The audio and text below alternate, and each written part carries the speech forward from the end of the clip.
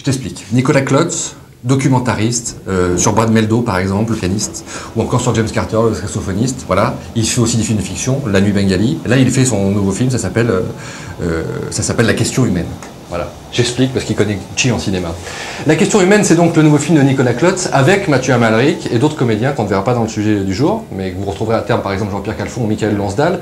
La Question humaine, c'est une... Alors, c'est difficile, c'est un peu difficile à pitcher. Imaginez un DRH qui n'assume plus tellement le quotidien dans ce grand groupe international pour lequel il travaille, où il licencie tous les jours des unités, puisqu'on parle même plus d'hommes, mais d'unités.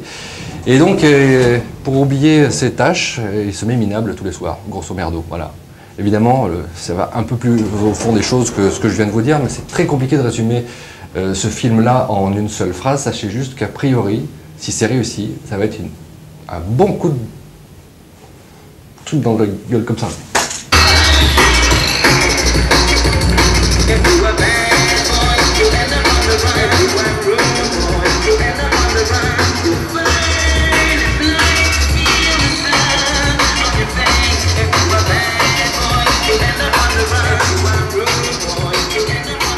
C'est un DRH à qui le nouveau patron, parce qu'on sort d'une période difficile, il vient d'y avoir un plan de restructuration dans l'entreprise dont je me suis occupé, de 2500 unités.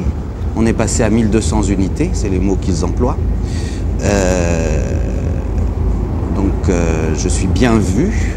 Et le nouveau patron qui vient d'être affilié à cette boîte me charge d'une enquête sur le patron historique, qui est joué par Lonsdal, parce qu'il n'a pas l'air d'aller très très bien. Voilà. Donc il y a cette enquête et je suis totalement manipulé dans cette affaire. C'est un personnage comme ça, extrêmement maniaque, très précis dans sa manière de recruter, de faire ses dossiers, pour être le plus efficace possible, performant, qui sont effectivement des mots comme ça dans la langue, qui s'insinuent. Comment on peut être performant face à quelqu'un et pour le choisir par rapport à un autre, comment on licencie 1500 personnes dans une entreprise, il faut être performant. La question humaine, c'est comme quelle est la place de l'humain? La question humaine, c'est-à-dire qu'à une époque assez récente, on parlait de la question juive. Et ça donnait la solution finale et tout ce qu'on sait.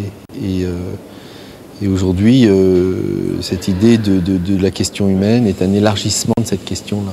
C'est que quelle est la place de l'humain dans le monde aujourd'hui? Est-ce que l'humain n'est pas en trop? Est-ce qu'il ne faudrait pas trouver une solution finale à la question humaine? Il y a dans le film beaucoup de rencontres avec la génération d'avant, jouée par Lou Castel, Lonsdal, Calfon, Edith Scobb. Et je pense que c'est voilà, c'est ça qui une contamination du passé qui vient le troubler.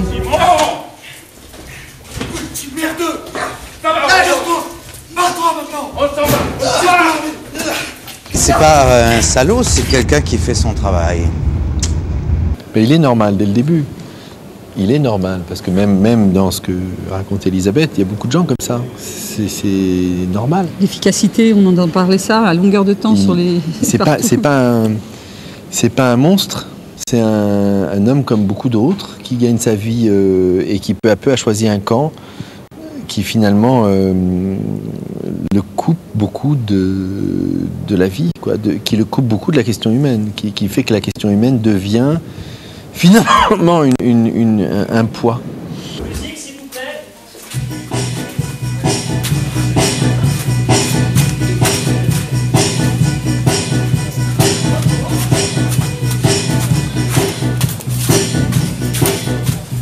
Ça raconte, ça c'est le contraste absolu avec ces scènes de bureau, c'est-à-dire la nuit, ils sont obligés de se déchirer la gueule pour ils sortent toute la violence qu'ils ont contenue dans la journée. Son personnage traverse une épreuve dans le parcours du film. Et donc on ne peut être que tendre avec lui dans cette épreuve. On ne peut pas juger ce DRH intransigeant, froid et complètement manipulateur qu'il peut être, parce que ça ne se réduit pas à ça. Et en plus, Mathieu est toujours humain. j'ai l'impression que quand j'ai écrit, j'étais pas du tout amoureuse de ce personnage, mais vraiment pas du tout. Et plus le film avance, plus ce personnage, j'en tombe amoureuse. Et je l'aime profondément. Mathieu est froid dans le dos. Hein, il est complètement habité par le rôle. Complètement habité. Il se lève le matin, par exemple, il nous racontait que depuis le début du film, il se lève le matin, il faut que chaque matin il se rase, mette une chemise, une cravate, un costume, et qu'il a vraiment le sentiment de se costumer, de tout son corps est différent. Il n'a pas l'habitude de se raser comme ça, et le rôle lui est rentré dans le corps. C'est très bizarre, mais déjà rien que le fait de rentrer comme ça dans ses costumes et de parler une langue étrangère pour moi, vraiment, même elle est très difficile à apprendre par cœur, cette langue technique, enfin, des mots qui sont des enveloppes qui veulent rien dire, enfin, ressources humaines, ça veut dire l'inverse de ce que ça veut dire, marge de manœuvre, partenaires sociaux, tous ces mots qu'on entend tout le temps, qu'on emploie pour noyer le poisson. Déjà ça vous fait rentrer dans la tête de quelqu'un d'autre. Et puis après, Nicolas, il aime pas tourner. Si on tourne dans une scène avec des cadres, il va plutôt faire venir des vrais cadres. Donc je jouais un cadre parmi les autres. Et on a tous un uniforme. Il s'agit de ressembler à tout le monde, même si on est là pour écraser l'autre. On est tous... Là, je suis pas coiffé, parce que d'habitude, je suis pas coiffé comme ça. Mais on se ressemble tous. Ça, c'est assez troublant.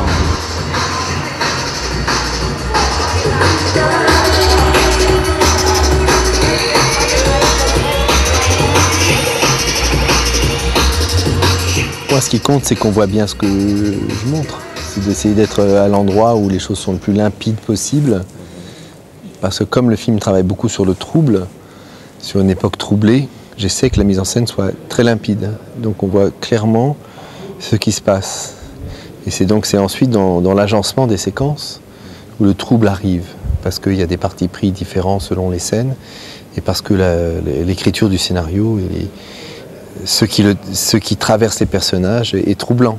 Mais la mise en scène essaie d'être très simple. C'est quelqu'un qui travaille sur un état. Il faut être dans un certain état. Donc là, voilà, je vais me foutre dans un certain état que je ne connais pas encore. Et lui va filmer quelque chose de ça.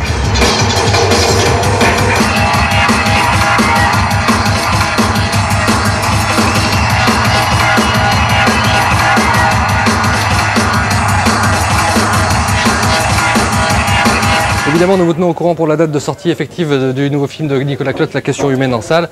Il va de soi qu'il ne faut pas se mettre dans des états comme ça après le bureau. Nous, à Ciné Cinéma, on a trouvé comment éviter de se mettre minable après le bureau.